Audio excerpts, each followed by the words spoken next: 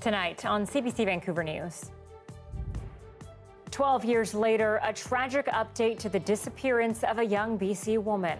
Incredible sadness, loneliness, helplessness. The body of Madison Scott found, but many questions remain. Plus, OBGYNs at Surrey Memorial join a growing list of doctors speaking out about resourcing within their own department. But we have had one newborn death that at least the lack of resources can be directly applied to this bad outcome. The concern there could be more deaths and the response from government.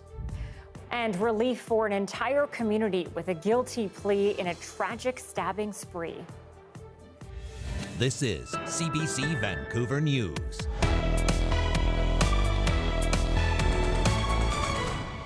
Good evening and thanks for joining us. I'm Anita Bathe. A major break tonight in the disappearance of a young woman in northern BC dating back almost 12 years to the day. The remains of Madison Scott have now been found. RCMP today searching a rural property outside of Vanderhoof near the Highway of Tears. As Tanya Fletcher reports, the discovery is triggering an emotional reaction from the community. It's a missing persons case that has been hanging over northern BC for more than a decade. Madison Scott was last seen in May 2011, yet her face is still seen on billboards plastered around Vanderhoof, a constant reminder of a mystery left unsolved. Over the 12 years, just to feel that awful big hurt, and it never goes away. Maddie, as she was known, was 20 years old at the time. This police reenactment shows the last moments before her disappearance. She left Vanderhoof, a town about 100 kilometers west of Prince George, on a Friday night. She was on her way to a party at Hogsback Lake, about a 20-minute drive away. It's believed Maddie parked her truck and set up a tent nearby where she was going to spend the night. She met her friends at the party and was last seen around 3 a.m. But the next day, she never returned home. A massive search was launched, her parents pleading for information. We need them to come forward. And soon, like now would be a good time. The investigation drew international attention, even featured on the CBS show 48 Hours. No one's seen it for, 467 days now. And now, 12 years later, a major development in the case. We have discovered Madison, have confirmed through BC Coroner Service that it is her. Mounties have executed a search warrant sweeping a rural property on the east side of Vanderhoof. They wouldn't give specifics about what led investigators here, only saying this location is connected with the discovery of Maddie's remains. Many support services have been called to assist during this investigation, and they could be on scene at this piece of property for many days or as long as it takes. RCMP say Maddie's family has been notified. They're asking for privacy right now. The investigation remains active and open, and foul play has not been ruled out. The community, in the meantime, is left to grieve. Incredible sadness, loneliness, helplessness. Former Mayor Jerry Thiessen says his hope is that within the pain, there might be some closure, too. We never, ever want to forget what we've gone through. Hopefully, this will be a time of healing. A sense of finality, yes, but still the looming question of what exactly happened to Maddie that fateful Friday night in May 12 years ago. Tanya Fletcher, CBC News, Vancouver. Dozens more doctors are speaking out about problems plaguing BC's strained healthcare system. A warning, some people may find the details in this story disturbing. This time, it's physicians specializing in pregnancy and childbirth at Surrey Memorial Hospital. They claim a lack of resources has even led to a death. Dan Burrett joins us now. Dan, tell us more about their concerns. Blunt language from more people on the front lines of BC healthcare, Anita. This time, obstetricians and gynecologists. Over 2/3 of women's health providers at Surrey Memorial have signed a letter saying critically inadequate resources are putting patient safety at risk, leading to an untold number of close calls and the death of a newborn in 2021. It's scary. I've had many colleagues come to me and say, every day I'm afraid. I'm afraid of what's going to happen to our patients. I'm afraid of litigation. I'm afraid for our nursing colleagues. We have had one newborn death that at least the lack of resources can be directly applied to this bad outcome. When we do reviews of bad outcomes, it's extremely difficult to actually attribute lack of resources to a specific outcome. But it is very obvious that it certainly is at play here. Stornis Bliss says she and her team were inspired to publish their own letter after more than 100 emergency physicians from several Fraser Health hospitals spoke up over the last 2 weeks about the crisis in their own departments. Doctors from Royal Columbian, as well as Eagle Ridge and Surrey Memorial Hospitals backed letters that detail severe staffing problems that they say push ERs over the edge, drain workers, and leave patients getting what they call subpar and undignified care in cramped hallways. Both Fraser Health and BC Health's ministry claim recruiters have been working to hire desperately needed hospital staff. In their letter, the Surrey Memorial Women's Health providers say they oversee about 6,000 deliveries every year. Dr. Stornis Bliss says any patient who is struggling can go to them and they will take care of them with a great team. But she says she spends most days apologizing to patients for how long they have to wait for surgeries and procedures, as many people suffer. Anita. Dan Barrett reporting tonight. Thank you. A guilty plea in a tragic stabbing rampage in North Vancouver 2 years ago. One person was killed and 6 others were injured in the attack. As the CBC's Yasmin Renea tells us, today is bringing relief for many. It's the result families and victims were hoping for. He accepted his responsibility. A guilty plea from 30-year-old Yannick Bandaogo to 7 charges. 1 count of second-degree murder, 5 counts of attempted murder, and 1 count of aggravated assault. Those type of trials are very fluid, and Mr. Bandaogo waited for all the information to be present at that time in order to make the right decision. The deadly incident happened in March of 2021 inside and outside a Lynn Valley library in North Vancouver. Bandaogo attacked 7 people. 1 woman in her 20s died of her injuries. The ages of the other victims ranged from 22 to 78 years old. The reason why an attack happened, there may be more light shine at the sentencing hearing, but at this time, there's nothing I could comment on it. Police say Bandaogo came to North Vancouver from Quebec, where he had a criminal history and outstanding warrants. He didn't know any of the people he attacked, but his guilty plea means a lengthy trial will be avoided. The community doesn't have to sit through a 10-week trial being re-traumatized and reliving an awful situation, an awful incident for the entire community. So hopefully that's going to give the first stone, the first step to a healing process. Bandaogo will be sentenced in July. His hearing will last 3 days, and that's when we're expected to hear from families hurt by this trauma through their victim impact statements. Yasmin Renea, CBC News, New Westminster. Residents of Vancouver's Chinatown and community organizers rallied outside City Hall today in opposition of a proposed development at 105 Kiefer Street. We want 100% social housing. The proposal to build a condo tower was rejected the first time in 2017 because of technical zoning requirements. Today, the Vancouver Development Permit Board is once again considering BD Holdings Limited's application, something that community activists say will push low-income families and seniors out, many of whom were at City Hall today. The seniors are from Chinatown and downtown east side. We mobilize building by buildings. Unlike other, previous mobilization of the community, this time we go into building and we know exactly who live in which rooms, and we mobilize 1 person at a time. So this time we're here to tell the developers that, we will not back down. More than 70 community members have signed up to speak in opposition of the building proposal at tonight's meeting, ahead of the decision on the future of what is now an empty parking lot at 105 Kiefer. Chinatown is a really important and historic community, and it's got a place in the hearts of a lot of Vancouverites. So what I'm seeing is a shared passion about the neighborhood and perhaps a difference in perspective around the best way to revitalize that neighborhood moving forward. A decision on the proposed building has not yet been made. Well, the province has released 12 priorities for anti-racism research identified by people of various racialized groups. The work we're doing not only outlines a path forward, but it illustrates our commitment to transparency and collaboration every step of the way as we work together to eliminate systemic racism. It's the province's first update since the Anti-Racism Data Act last June, and its priorities include racial diversity within the public service and justice system, allowing for a collection of personal information to identify and eliminate systemic racism.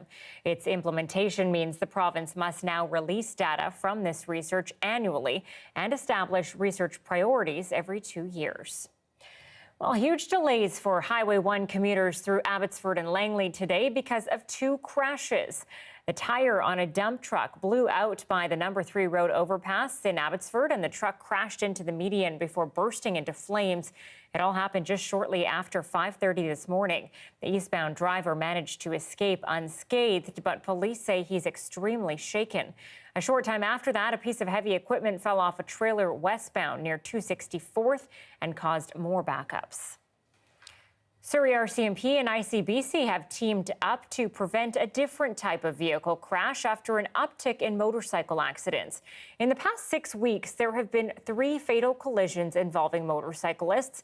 At least 8 people have died so far this year. That's compared with 6 this time last year. And as Yasmin Gandam reports, even experienced riders need skills training. Dozens of bikers of all skill levels, from the most experienced to the beginner. We think just because we have a license, we're okay. I'm talking hours and hours of just like this, not even on the road. I would suggest people do it. All participating in a motorcycle skills challenge. Police riders providing tips and guidance to help bikers stay safe on the roads. It's been very appreciated by all the riders. In particular, one rider thought he was really good. He's been riding since 2008. He thought he was a really good bike rider. But coming here, he's realized that he's got some skills that he needs to work on. The point is to push the limit, make mistakes, and learn without the risk of a crash.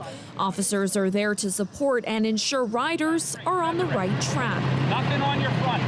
Something that is a big concern, especially with a recent uptick in crashes. 4% of our insured policies are motorcycle riders, but yet they make up 14% of our crashes. So on average, there's 2,200 crashes each year with motorcycles. In Surrey, in the last 6 weeks, we've had 3 motorcycle fatalities. So it's really important for us to partner in events like this. Families of riders like 38-year-old Alexis Wiltsey, who died in a crash in Kamloops earlier this month, say more needs to be done to prevent these accidents. Could have just been one of those basic evening rides that she would always go on, and not something where we get a phone call late at night and not the phone call you want to hear. ICBC warning not only the bikers, but drivers on the road as well. Very similar to pedestrians, you cannot see motorcycles unless you're actually looking for them because they're very small. They often look like they're going faster than they're going. So we want drivers to be very aware. The event, held at Kwantlen University, is the first of its kind in Surrey, but has been happening for years in North Vancouver and Coquitlam. The hope is for other regions to steer towards these workshops as well, and for the course to be an annual event. Yasmin Gandam, CBC News, Surrey.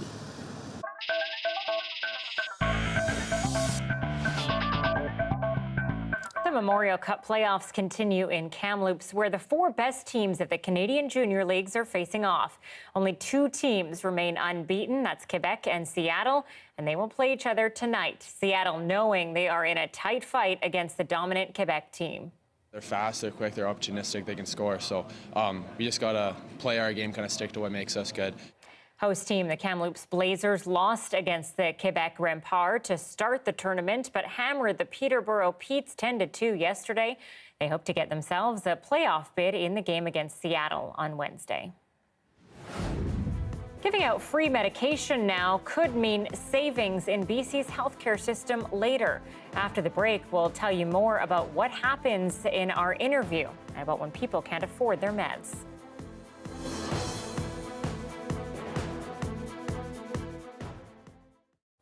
Thanks for watching our commercial-free live stream tonight. When it comes to dealing with an increasing demand for energy while decreasing our reliance on fossil fuels, nuclear power often comes up. But is it the right technology for the Canadian prairies? Meteorologist Christy Clemenaga takes a look. Every time we put out a story, we ask you what you want to hear about next, and the overwhelming response has been nuclear. So let's talk about it. When you think about nuclear power, you might think of Homer's day job on The Simpsons. Or perhaps it's the international nuclear disasters that make headlines, Chernobyl or Fukushima. But the truth is, nuclear power is already part of everyday life for much of Canada. And some say it could be the answer to helping us lower emissions and mitigate climate change. Nuclear power got its start in Canada about 60 years ago, and today plants in Ontario and New Brunswick supply about 15% of our country's power needs. These large nuclear plants produce a reliable source of baseload power with little to no greenhouse gas emissions using a uranium-based fuel. In the next 10 years, we could see more nuclear reactors coming online in the country, but they'll be smaller. These so-called small modular reactors, or SMRs, can provide up to 300 megawatts, enough to power 300,000 homes, so could power remote communities that now rely on diesel. They're already gaining steam in Ontario, and both Alberta and Saskatchewan are exploring the idea. If you look at our power production system right now, we're still fairly heavily reliant on fossil fuels as a source of production. And so as we move to a scenario of net zero electricity production, we're going to need to look to other sources. So nuclear clearly has a lot of potential. Canadian Nuclear Safety Commission works with operators to ensure international safety standards are met. One of the things we actually do is we do an assessment of each nuclear facility, not only on a regular basis, but then each year we produce a report card on how well those facilities are doing. And one of the things being monitored is the radioactive waste that nuclear plants produce and store. Velshi says Canada still needs a permanent solution for that waste. Now, while some scientists say that nuclear power with its reliable energy outputs and low emissions is the answer to mitigating climate change, not everyone is convinced. Nuclear is not only not the answer, I think nuclear is actually a negative for climate mitigation. Romana says the price tag on nuclear builds and the longer construction timelines will hold it back in the race to improve emissions. The climate challenge means that we have to reduce our emissions as fast as possible and at as low a cost as possible so that we can do it really fast. Nuclear fails on both the second and the third count. So is nuclear power the silver bullet we need to get to net zero? It's clearly a complicated conversation, but with the push for nuclear on the prairies, it will be something we'll hear a lot more about in the coming decade.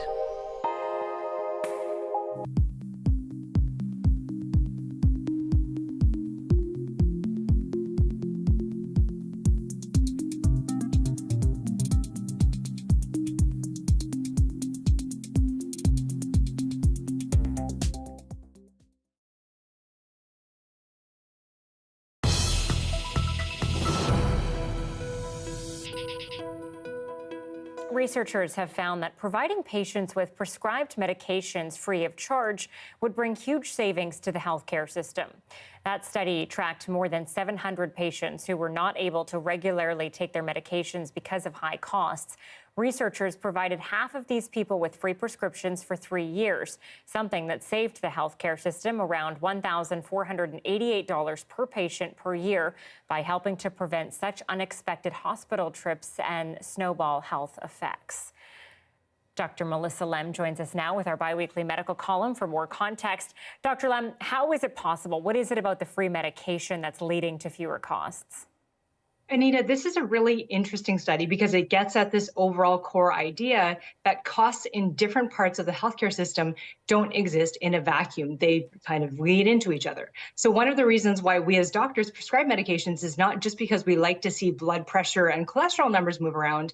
It's because these prescriptions make people healthier and as a result reduce overall healthcare costs. So as you mentioned, this particular study looked at hundreds of patients across Ontario who told their doctors that they were having trouble taking their medications as prescribed because of how expensive they were. And then about half of these patients were mailed these free prescription medications for a few years. And then meanwhile, the study researchers added up the cost of their other healthcare expenses like ER visits, specialist and home care visits, and lab work And what they found was that there were significant healthcare cost savings in the patients who did get the medications versus those who didn't get them because of their overall benefits to their health. So these are major savings, as you mentioned, close to $1,500 per year per patient. Yeah, no kidding. That is fascinating. As a family doctor, what do you see when it comes to people who aren't covered for basic drugs? What's the fallout?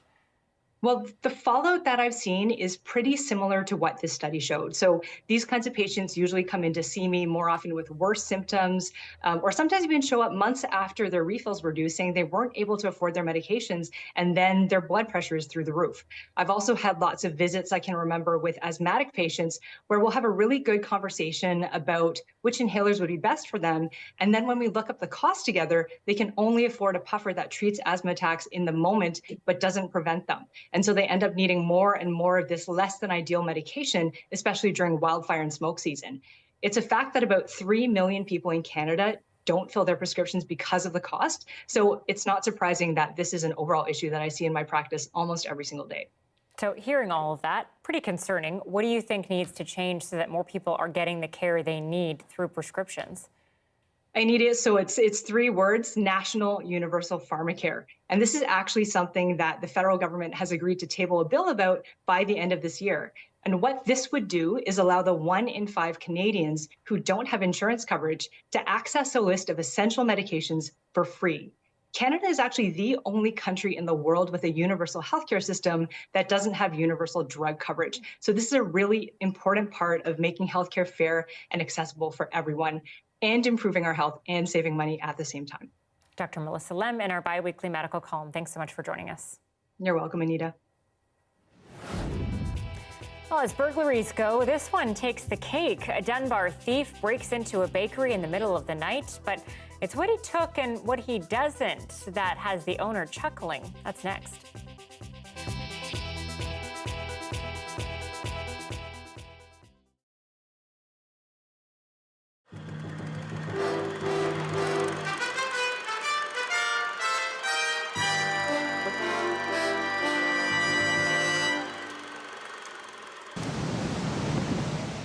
A walk in Lynn Canyon Park usually starts with the suspension bridge, high above the waters of Lynn Creek. The beauty attracts thousands of visitors. It also attracts daredevils who jump against the odds that have claimed many lives.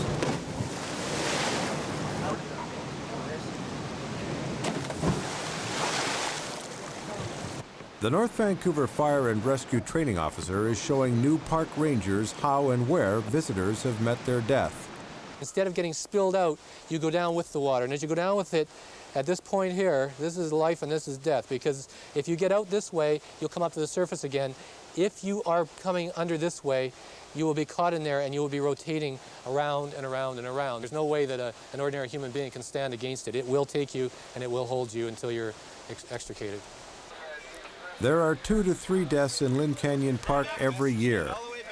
Alcohol and substance abuse often leads to carelessness. Tragically, divers hit the rocks. Others fall off the cliff. One fell out of a tree. Some live, many don't. But summer weather always brings out those who think they can beat the odds. Well, our stats show that about 18 people since 1985 have been killed. A couple of years ago, a young fellow got in trouble swimming. He was a poor swimmer, and I think he might have succumbed to some peer pressure.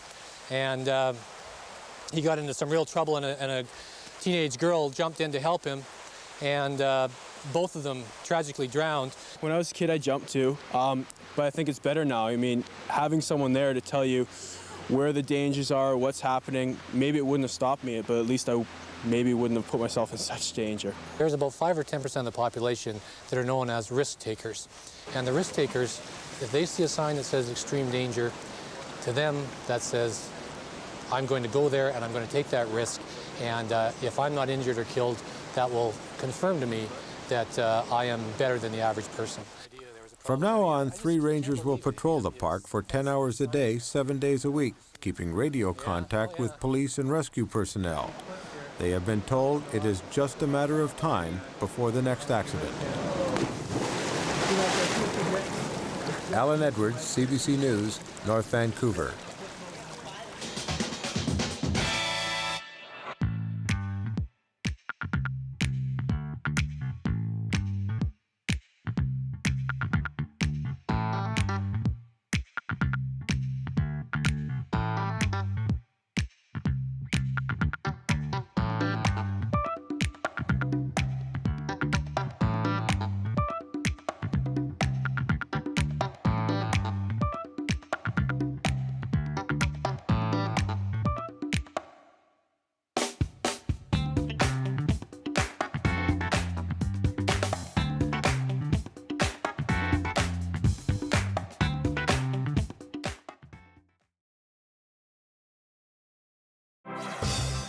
Hi, I'm Amy Bell, and here's what's in your CBC Vancouver inbox. On June 13th, join CBC's Rudy Kelly at the Alumni UBC's free webinar with Dr. Jeanette Armstrong on revitalizing Indigenous language. Register at alumni.ubc.ca and register for the CBC's Indigenous Pathways to Journalism program. This paid 9-month learning and development opportunity supports Indigenous candidates to hone their skills as storytellers. Learn more at cbc.ca/pathways.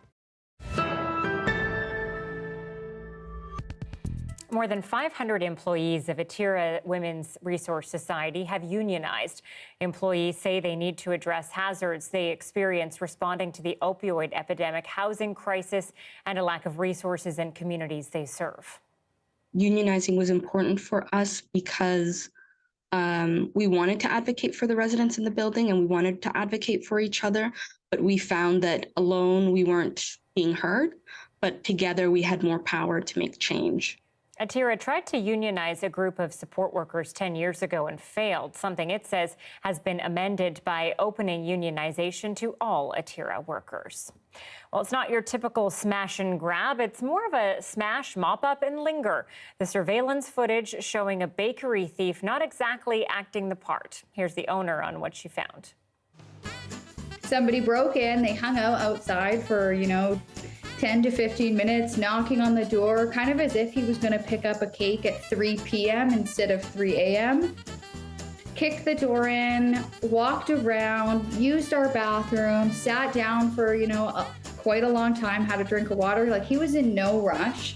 He realized, I guess, that he had made a mess, and he grabs a mop and a mop bucket and goes to try to clean up all of the glass from the door that he kicked in. Then, 45 minutes, over an hour passes by, and after he's cleaned up as much as he can, he walks out with 6 cupcakes and goes on his way. And we go and we watch it, and, it turned it from this kind of not so great experience to some of the best laughs I've ever had. I mean, you just can't make this stuff up. Honestly, I think he really wanted cupcakes. Maybe they are that good. Yeah, he's either really intoxicated or really needed a cupcake. Or both. Who hasn't wanted a cupcake that bad? No kidding. All right, taking a look at the weather. It's actually looking pretty sweet in the weather as well. Beautiful day tomorrow in Tofino, Comox, a little bit of cloud. We are seeing a bit of cloud, in fact, for most areas across the south coast. A little bit heavier on the cloud and just a high of 10 in Dees Lake tomorrow. Some showers for Prince Rupert and a good chance of showers in Port Hardy. We will have to keep an eye on the area around the BC Peace, as we will see some gusty winds picking up in the area. And of course, that's not what we definitely want to see when we have any of those fires that are burning. We'll get a few showers in the Williams Lake area, and Okanagan's sort of the hottest spot tomorrow. You will find it getting a little bit warmer as well for Cranbrook. For the most part this week, though, what we're seeing in many areas is keeping that sunshine with a little bit of cloud, a little bit of a breeze, and then those cooler overnight temperatures, so it's much more comfortable. And really, we're going to stick with that trend right through the week. So we're done with that hot heat. Tomorrow we'll get up to about 18 degrees. We'll drop to 9 overnight, so that's the chilliest it's been for a while. 18 on Wednesday and Thursday. A little bit warmer for Friday, and then Saturday, that'll sort of be the warmest of the bunch. We'll probably get up to about 20 to 23 degrees inland, maybe even a little bit warmer as you head out into the Fraser Valley. But for us here on the south coast, it is going to be a while yet before we see any shower activity. And in fact, for most of the province, we're looking at a very, very dry forecast for the next several days. Yeah, and maybe some pleasant temperatures for most people. I, for one, am very cold in 18 degrees. I'm the same. I need a blanket. Yeah, me too. All right, thanks, Amy. You're welcome. That is it for CBC Vancouver News tonight. Thanks so much for being with us, and we'll see you tomorrow.